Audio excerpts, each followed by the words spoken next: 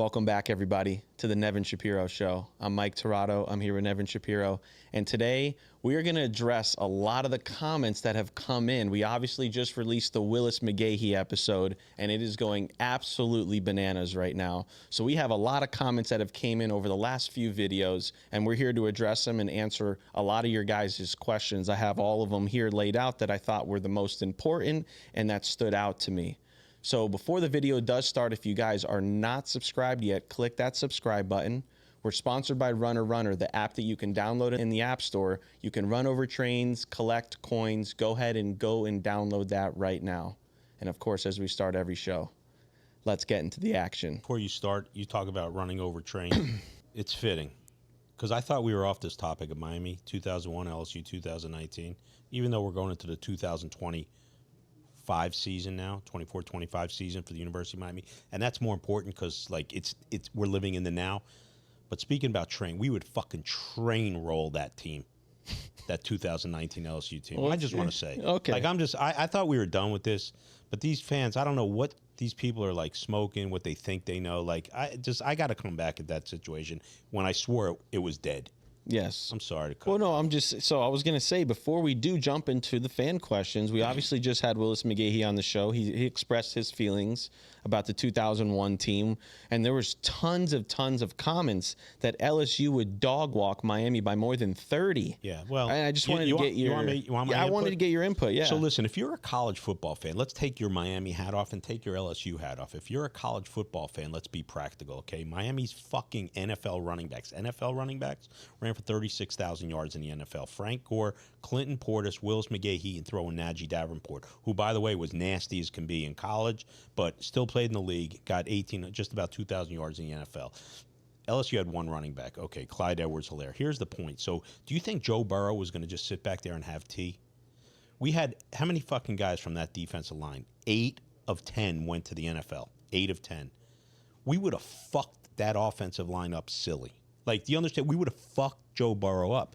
Like, I'm looking into the camera and I'm telling LSU fans and anyone else alike, you want to talk about other teams, Texas 05, this and that, okay, whatever. We're talking about 2019 LSU. Listen, man, that Miami defense would have absolutely punished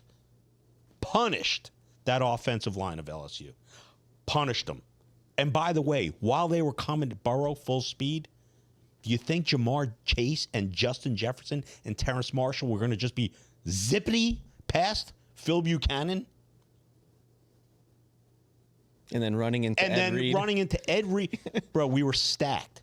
We had 6 first-round picks on that defensive secondary. 3 of them, which didn't even hardly play. Antrell Roll, Sean Taylor, Kelly Jennings. The other guys, 3 of them went in the first round. James Lewis was a third-rounder. So, I'm leaving out John Vilma, Chris Campbell, God rest his soul, and DJ Williams. So Vilma, defensive rookie of the year in the NFL. DJ Williams, 10-year NFL player plus, okay, and a first-round pick. And Chris Campbell, unfortunately, passed away after the Rose Bowl. We would have fucking Joe Burrow would have never seen the light of day. That's for stars. Our offense, our running game would have kept that piss-poor LSU defense. They would have been like this, surrendering, throwing toros the whole time. Let's be realistic, man. If you know football, that's what would have happened. Yeah. LSU was, and everyone's like, well, they barely beat Virginia Tech, Miami.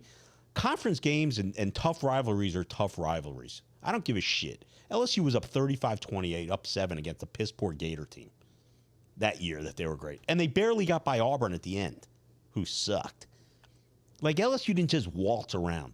They played 2 pathetic defenses in the playoffs, right? Oklahoma didn't even have a defense. They had 11 guys. They were scored.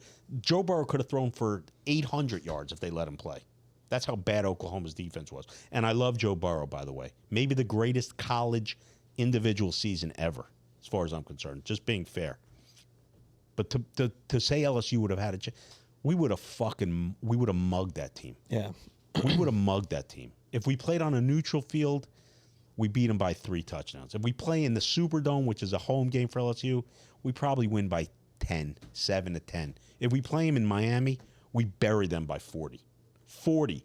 We fucking annihilate them, humiliate them, and piss down their faces. All right, that's it. I'm done. Go ahead. A lot of it was more that I saw was Ken Dorsey versus Joe Burrow. And it's just a ridiculous topic. Is it really fair? Let's be honest. Is it fair? Ken Dorsey, for his defense, an excellent college quarterback.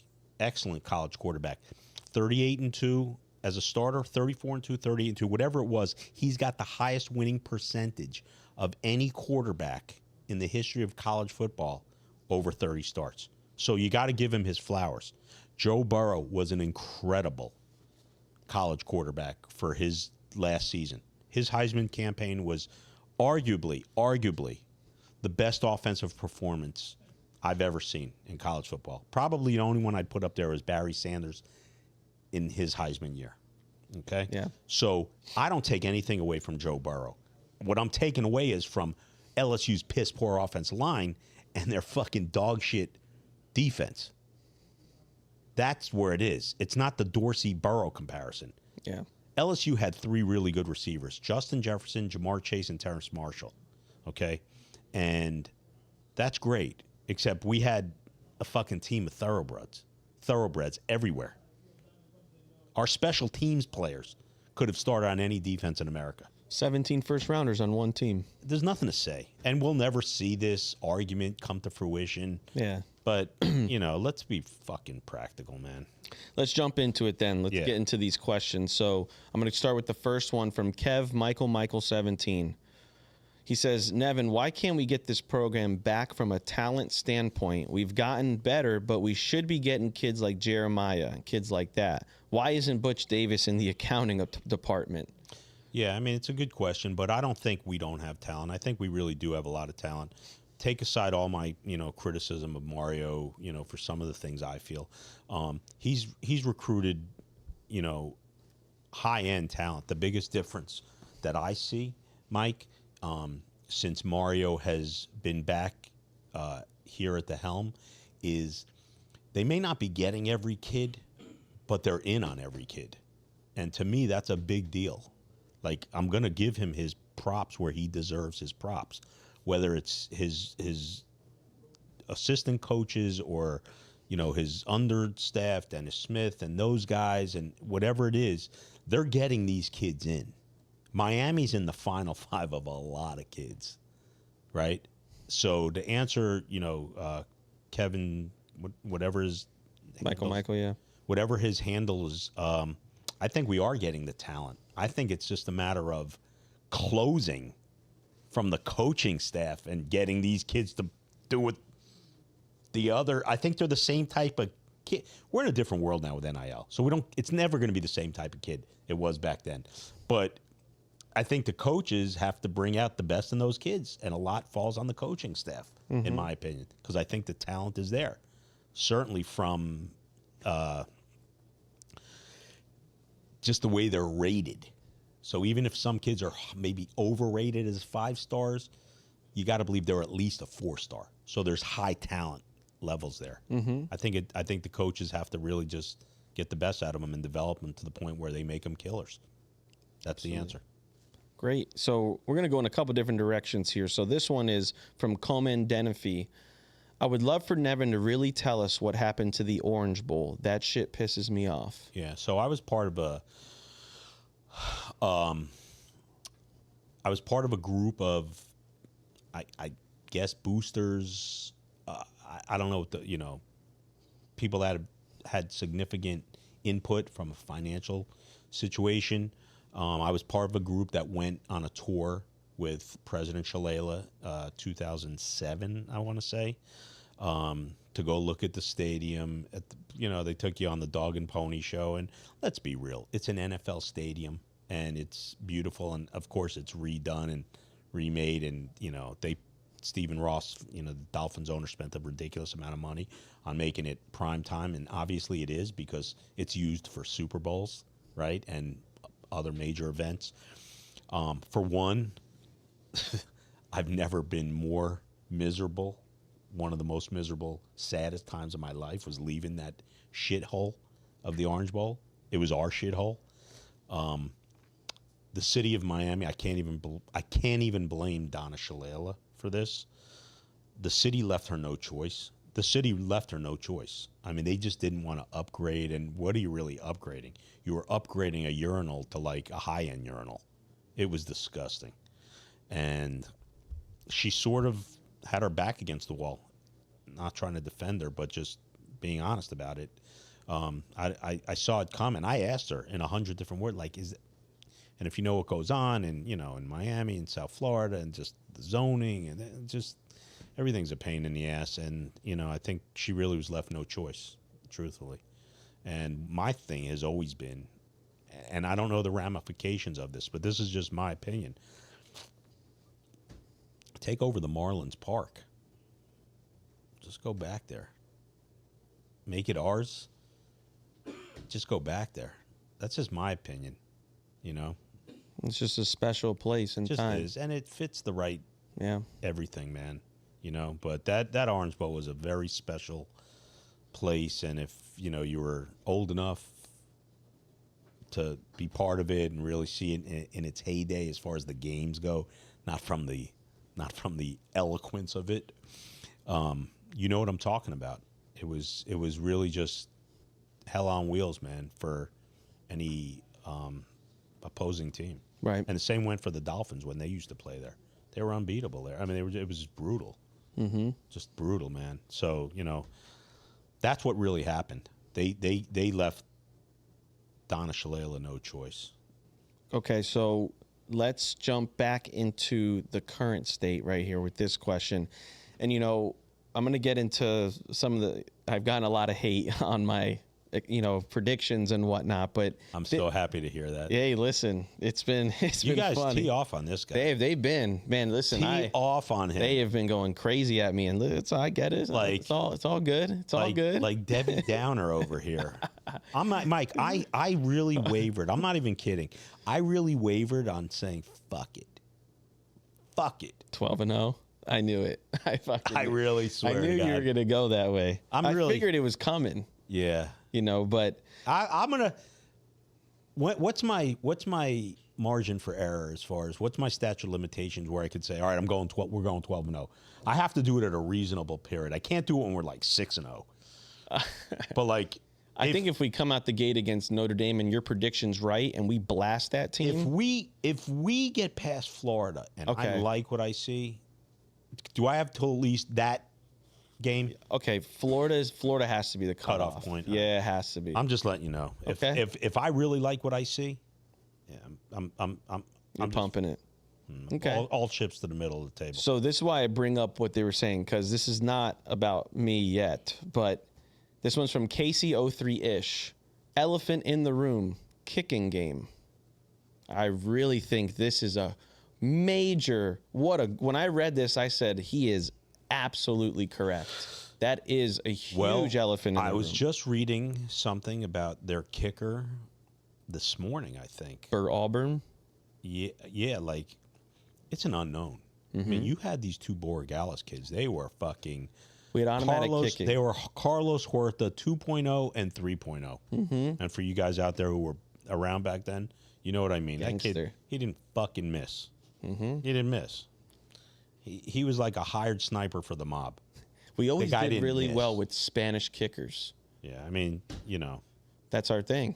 Whatever it is, man. That was our blueprint. Like those two Borregales kids were phenomenal. And good question. You never know when it comes down to a kick. And listen, ask Florida State. For fuck. In their history. Yeah. We got 3 rings they should have had or could have had. Yeah, and the reason why I bring this up, because I'm going to get into my next point from George CH8X. He goes, Nevin is on point, Mike is on crack about my prediction. But this guy Casey brought up a good point that I did not bring up in my 8-4 prediction. You are taking a step back in the kicking game, and if anybody disagrees with that, maybe they're on crack. Because there is no way that Burt Auburn's going to come in and be Andy Borregales. Andy Borregales was a gangster. We have had 7 years of automatic kicking. I remember sometimes there'd be games on, and they'd be kicking a field goal. I'm almost changing the channel real quick because I know they're about to go to a commercial break, and I know he's not missing. Those Borregales kickers are the Sinaloa cartel of kicking. Okay, I've never seen anything like it. Those fuckers were nasty and automatic. Yeah.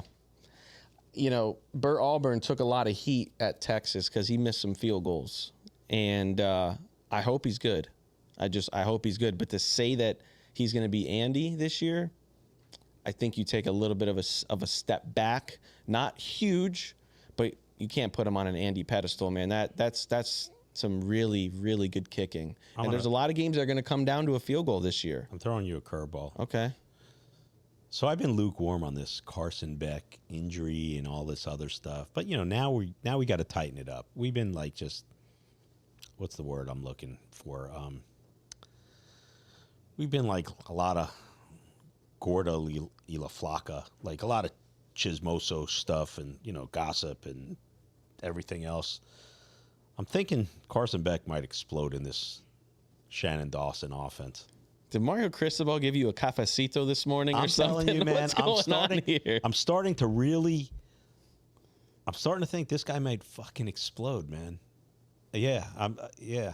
I think you're just getting so excited. The season's 25 days away. It's the blood's flowing now. I'm starting to see people say Notre Dame's got the best running backs room in America. And it is so tailor-made for a South Florida ass-kicking on Labor Day Sunday. A beatdown. Mm-hmm. I'm telling you. This fucking crowd, and I know you guys, a lot of you hate me, and that's cool. Bring that passion, man. I know what it's going to be like Sunday night at Hard Rock. Stupidity on steroids. Love it.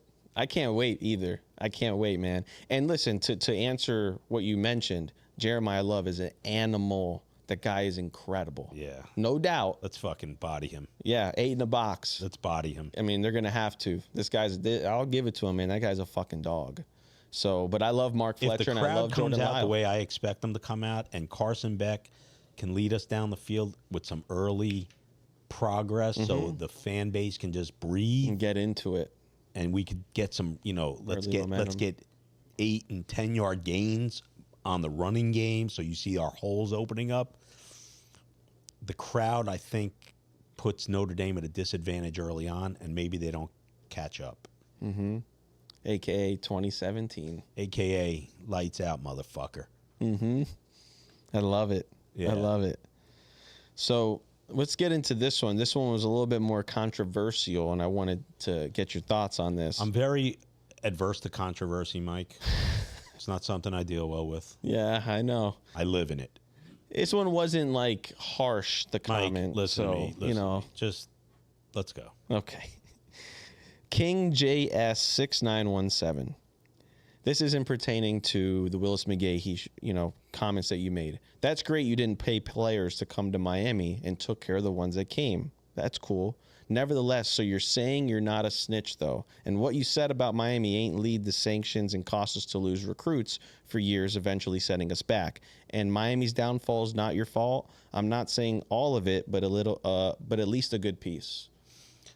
Yeah, I think my situation was not a downfall for the program because they suck cock straight up without my situation. Yeah. They sucked. I mean, if they didn't, I didn't cost Randy Shannon the game to fucking lose to South Florida. A team that I went to, a school that I went to that didn't even have a football team. And now beat us. So, yeah, that they sucked before my situation.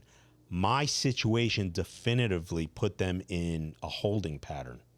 3 years. The word snitch, let's just pump the brakes on it. I know it's going to keep coming and this and that. Certainly not as it relates to my criminal case, because I got 20 years, I pled for 10, and everyone who knows what it is, especially everyone in prison, right? Okay. But as it relates to the Miami program, it's a much deeper dive. It's a much deeper dive. And it's not that I don't want to keep addressing it. You know it's going to come out in the story and everything else. But as it relates to that, if anybody were to stand in there to defend themselves and you had any kind of balls on your own or any pride as a man, you wouldn't just take shots. I had to stand up for myself based on what I was fighting.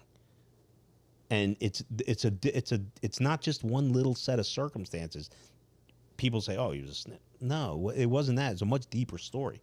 I take some of the blame of the way I came out, but I was also forced into a corner with guys that should have never said fucking boo, let alone get ready to testify against me. So, yes, my situation affected the program for a 3-year period for sure. But even in that 3-year period, they were fucked up as a program.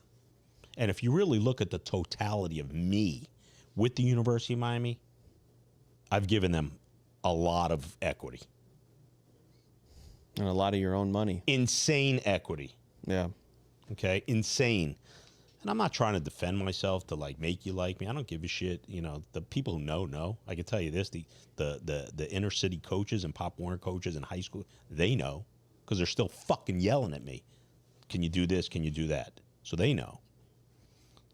I don't have to really defend my position. Yeah. I think you have a pretty good idea. I have a very, very close idea of what really happened. And what happens daily. Yeah, because I was the classic guy who fucking hated And not you. only that, you watch daily what it is, right? And do I not direct guys to us? Like, do I not want to see the U back? Do I not want to see the U where they should be? Yeah, I do. 100%.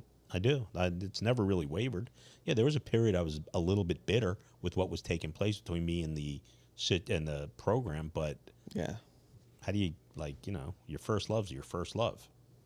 Yep.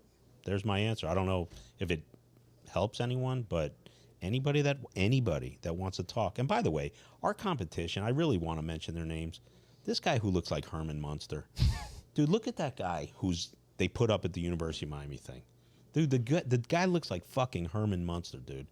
It's like someone painted a block on his head. How do you walk through life looking like that? You look like a fucking Martian. I know you wanted to bring it up. Ugh. What about I just look Daffy? like You know, the other about guy, Daffy Duck? and the other guy for the Canes. He's a nice kid. He don't really bother me, but he looks like fucking Donald Duck, Daffy Duck, whatever. He's a duck.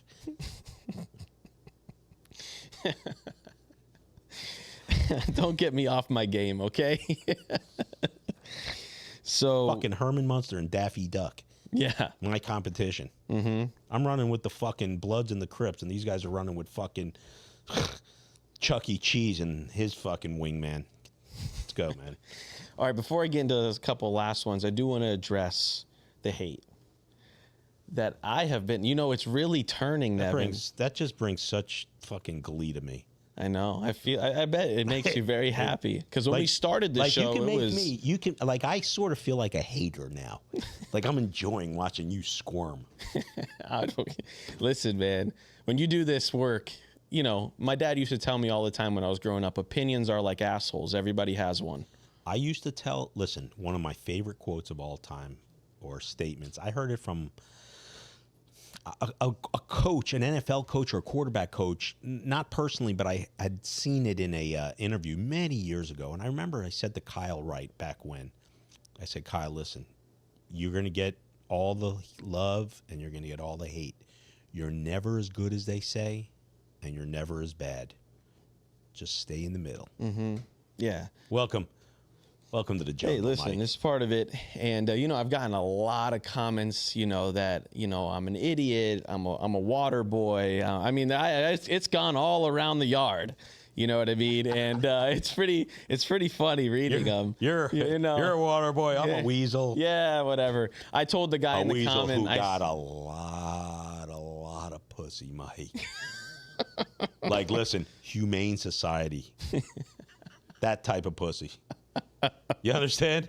I'm a weasel. I got you. You wish you were a weasel, buddy, like me. Catching your drift. Yeah, you know what I'm saying? No, but you know, Migs? so yeah, you know, I've taken a lot of heat, and what I wanted to address was this. You know, people that personally know me know, like, I've always been like a big film guy. I like to watch film, and you know, I never, even in the stadium, I won't sit low because I have to see the coverages, and I like to sit high and see everything develop. I'm a big film guy too, Mike. So no, don't go there. Don't go there, Ned. So I know where you're going with this. But I'm more of an actor. Yeah, okay. Yeah. Got it. So, you know, I made my assessment on our last show when it was just me and you. But I really, you know, dive even more deeper as we get closer to the season. And the only reason why I give these assessments is because of the incredible personnel changes we've had on this team. Mm-hmm. Offensively, we do not have one offensive starter on this team other than the running backs and the line that are the same. Every single receiver is different, and our tight ends are different. I mean, you know, we had Elijah Lofton from last year, but like the receivers are completely different. Carson Beck's different. Everyone, they're all gone. You go defensively, the entire secondary is decimated, other than O.J. Frederick. I mean, so let me say this to the people who watch our show. This guy really is a film junkie. Like, he breaks this shit down to levels. Like, I'm like, Fred, you're making so much about it. You're like, this is addition. You're turning it into calculus. But he's a film guru and a psychoanalytical University of Miami fucking nut job. You don't have to apologize. yeah, just like to defend my position. You know, you don't have to really, because we're all going to find out at the same time. Right. And there's nobody watching us who knows any better than us. And we don't know any better than you in reality. We know as far as certain things that are going on behind the scenes and whatnot, and that we do players and all kinds of stuff. But like, we're all going to find out at the same time. Yep. We don't have no crystal ball. How's Carson Beck's shoulder? How's the new receivers? Like, there's a lot of moving parts. And that's the same way it is for everything in college football anyway. And that's why I'd said Clemson, to me, a team like Clemson, using them as an example, there's a lot of continuity there and returning. And that stuff matters, I believe. But that doesn't mean you're automatic. It just means you got to jump on the competition early on. Yeah. But as the season goes on, you've built that continuity because you're no longer a brand new team. And that's where I think Miami, if they can somehow make it through that September slate leading into that first week of October, Florida State, unscathed, they got big chips in front of them, man. Mm-hmm. I really believe that. I think they can. I think this guy Mario might be able to shut me the fuck up. And I'm saying it. And I hope he does. And if he doesn't shut me up, you guys out there are going to have a lot more to say about it than me. Mm-hmm. And I'll ride your guys' wagon. Yep. Right? And that's it. And like, you know, do I not speak to a former player every day, at least 1 to 5? Yes. And they're like, yo, Nev, man, you're coming at Mario hard. Hey, man, listen, that's the competition, man. That's what it is. You should want the competition. We've gotten used to mediocrity, man. Let's go fucking be some. We haven't done shit. A lot of the comments I see that comment me or whatever you share with me, or sometimes I'll peek on one by accident, or I'll get an algorithm that'll spring and I'll just, like, out of curiosity, I'll look. And so many people who aren't Miami fans are like, you guys haven't won shit in 25 years. You're right. Truth is, you're right. You're right. And, yeah, we are looking back because a lot of us remember how great it was and how on autopilot it was. And all we have to do is get back to a semblance of that, and we can. Mm-hmm. If we were like in Kansas, and I'm just using like Kansas State, not that I have any hater, or a place like Iowa, or maybe somewhere else, and you're not used to reloading with those type of resources, you would have to sing the song Same Old Lang Syne and just keep remembering the good of the glory days. But that's not the case here. We live in South Florida. The talent is bananas. And you know, the talent is bananas here. And we should be able to go on a reload on a down season the next year. 1 year to the next. There's too much here. Absolutely. There's too much here. And for anyone who doesn't see it my way, you know, then you're not being open-minded, and you're not being honest with yourself. It's not me being a hater with Mario. It's me just being direct. And we expect more. And I'm not coming at him. I want him to win, man. I hope he kicks ass. And I'm ready to circle the wagons for him and say, yo, do it. Bring it home. Let's go. Yeah. And I think people if he gets us there, we'll stay there. I believe that. Yeah. I believe that. I'm saying it. Like, if Mario can bring us back, we'll stay there. I think, you know, and just to wrap up on this, I think maybe some people think that I want the program to lose. That's not the case. You're just being honest, Mike. I just want them to win. You're just being honest, and I think a lot of what you say, honestly, and I'm going to defend you in this regard. You know, a lot of these Miami fans are fucking morons. They just are, right? And a lot of fan bases have them anyway. It's not just Miami special, but Miami is a special breed. You know, they're entitled because of what we used to be, and most of the guys that feel that entitlement weren't even around for that shit, right? So I think you're responding to that. A lot. And yeah, I like talking shit with everybody else, but let's earn it so we can stand on it. Like we did something to earn it. And not just from what these guys in 2001. We have 3 guys coming up in the next 2 weeks, in the next week from that 2001 team. And we can get guys from whatever team. The only reason I don't make it my business to go after guys on the current roster is the obvious. Yes. I don't want to put them in Mario's doghouse. Otherwise, I know what it would be. And listen, when we're in that stadium against Notre Dame, I'm going to be fucking yelling and screaming. And I mean, I want this. We want this. 12-0, man, is what we want. You know, like, you know, for the fan base that, you know, you don't want to be forgiving to me and this and that, you know, sorry, man. That's cool it. You know, we went through a situation. I'll be on crack. That's cool. Whatever, man. You know, crack. Whatever, man. You got to ride home. You're good. So I got 2 more here for you, Nev. Yeah. Well, actually, no, one more. Then we're going to go into a different topic to end. So this one's from Nick_Green52. What do you say to the fans that are saying you're buying these relationships from former players 20 years later? Buying them? We've gotten a lot of comments lately that you're buying Willis, you're buying these guys, even, you know, you paid for them back then and you're still paying for them now to come on your show and kind of be your friend still. That's kind of, no, seriously. Yeah. We've gotten some comments like that. So listen, for those who don't know me, I'm a cool dude. Am I not? Yeah, very relaxed. Am I a cool dude? Mm-hmm. I assure you, man. Pay what? The feds drain me. Ask Lil Wayne, the feds listening. What money? You guys fucking stupid? Come on, man. I know. If they don't think you have connections by now, I mean, we've brought on so many guys. You know. Come on, man. I'm paying for. I know. Listen, it's wild. Mike, have I tried to change my number? Yes. They just keep pulling me back. It's like The Sopranos. You're like Silvio. Yeah, I'm paying for relationships. Let me tell you guys out there something. Listen, if you knew what my network was and how I was able to make things happen and the women in my world and everything else, you'd want to hang out with me too. Don't be jealous because you can't. But if you give me a shot and just like get to know me, maybe you'll be in that circle. So I want to end the show with the Teddy Bridgewater topic. I want to ask one other question. Okay. How many, you handle my social media, you and the other guys, right? Yep. Thousands of fans that hated my guts, that I've given an olive branch to, reach out to me.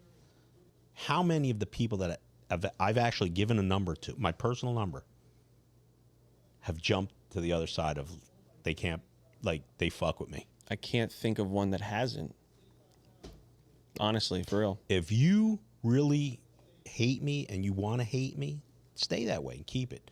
But if you really are open-minded and you want to know who I am, reach out to me on a DM and I'll talk to you. Anybody. Mm-hmm. And if you still feel the same way, you know, that's cool. Yeah. But you'll see, I'm not the guy you think I am. Definitely.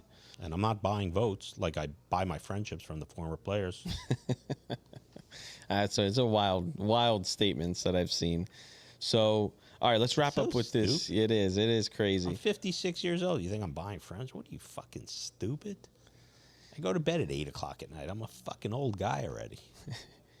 So let's wrap up with this Teddy Bridgewater thing. So, you know, he just got signed by the Bucks, back in the NFL. Yeah. After the horrible situation, and he came out and had a really heartfelt interview, and really people are, you know, that have respected him already, they're really respecting him now, how he would take kids home that just didn't have it, and he knew that walk of life, walking those those school, hallways at Northwestern, and then getting home in those dangerous neighborhoods, and he really, it was all his money. And again, I've said it before, it's such a correlation to what you did because you were helping these kids that have really had nothing.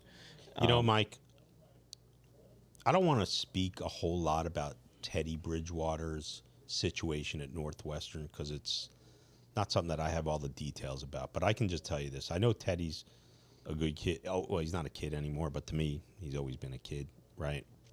Based on how I knew him back when.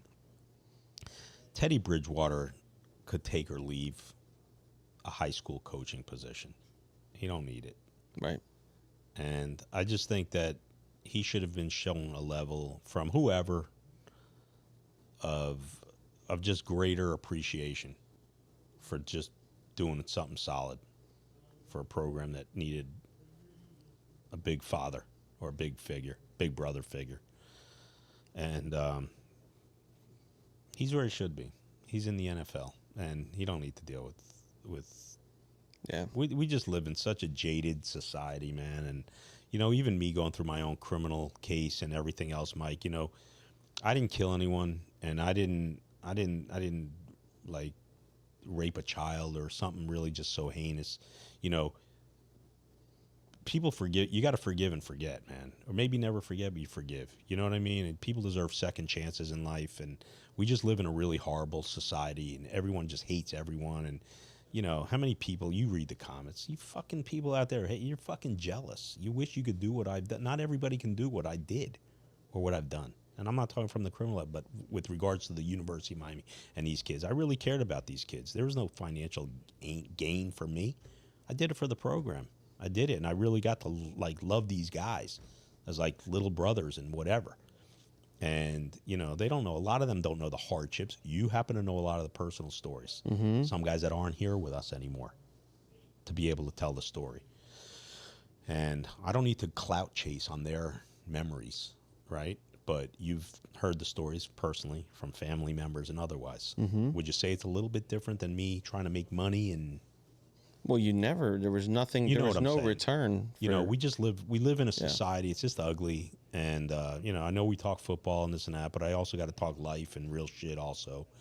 And, just don't count what someone else has, man. Just worry about what you're doing with your own life. Right. As an individual. And maybe you'll go further in life and cheer for someone, one of your friends, if they do well. Yeah. You know what I mean? Don't be miserable. It's not you. Strive for something better. That's it. I mean, I always read the comments. Who would listen to this guy? Who the fuck wouldn't? Who's ever counting $5 billion in their bank account ever? I'd like someone to say me. Because if your name's not Jose Mas or George Mas, chances are there's very few of you out there watching this that have. I have. I've been to prison 10 years. I was a legitimate businessman worth a lot of money. I've seen things. I helped. My hands were all over the greatest college sports program in the history of college sports, right? Who does that? Not normal people. Abnormal people. So to hate me or this and that, you just hate yourself. You're jealous. You know what it is, and I'm cool with it. It is what it is. Do I not sleep like a baby? How well do I live?